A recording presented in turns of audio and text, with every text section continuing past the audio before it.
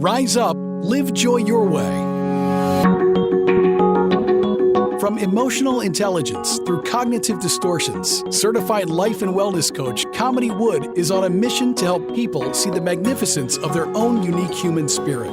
Through these small bites of self-visualization and self-confidence, you can have healthy relationships, success in business and career, and live the life you want to live. Rise up, live joy your way. Hi there, and welcome to another episode of Rise Up, Live Joy Your Way. Whether it's morning, afternoon, or evening, thank you for taking some time out of your day to spend with me. And so for those of us who are people pleasers, this one's for you, because I want to talk about how we go from people pleasing to self-leadership. Many of us have spent most of our life people pleasing, and often it stems from the desire to keep peace or avoid rejection. And really what it does is it leaves us disconnected with ourselves. And so we have to remember that people pleasing is not a permanent state. It's a behavior that is learned. And because of that, it is also something that you can unlearn. Now, at the expense of trying to trivialize this, because it's not trivial, this is something that does take time. As a people pleaser myself, I still work on it. But it is important for us to start talking about it. So I want to share with you, from my own perspective, I definitely, as I said, I'm still working on those people-pleasing moments, but it is important. It was important for me to not only own my people-pleasing behaviors, but to then start taking steps towards how can I move into self-leadership? How can I start to presence myself in the relationships that I have? And really what it was taking time to recognize where my people-pleasing behaviors were rooted. Often for many people, they are rooted in, like I mentioned, that fear of rejection or that fear of not being accepted. And that was definitely my truth. As I grew up, and those of you who've known me and have followed my story, I definitely was searching for acceptance and belonging because I looked different and I had a different name than most of the kids that I grew up around. And so for me, there was this idea of the way to fit in was to make sure people were okay with me. And so the important thing that I had to learn was that people pleasing doesn't make me more lovable.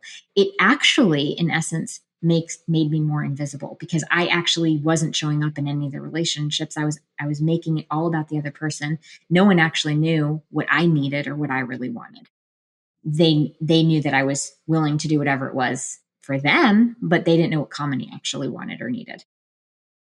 So just ask yourself a couple questions. Do you ever say yes to requests even when you're overwhelmed or you don't want to do something? Or maybe you find yourself avoiding conflict at all costs, even if it means you're suppressing your own needs. Or do you feel responsible for someone else's happiness? Do you feel really awful and like you have to fix it if somebody is upset, sad, or disappointed? Do you struggle with setting boundaries because you're afraid of being seen as difficult, or you are afraid of being seen as mean or unkind?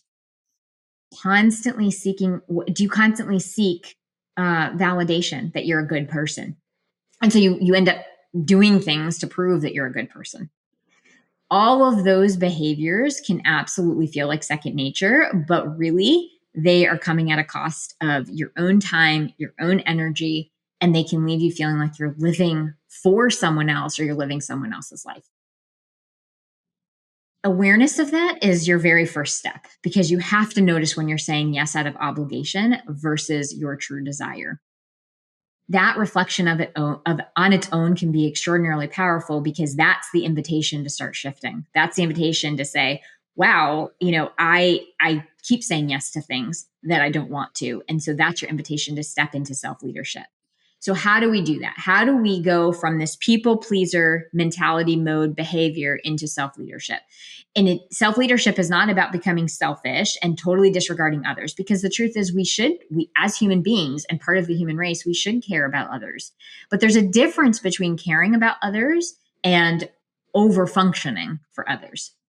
So take time to reflect what truly matters to you. What do you stand for? What do you need? What is it that you want in your life?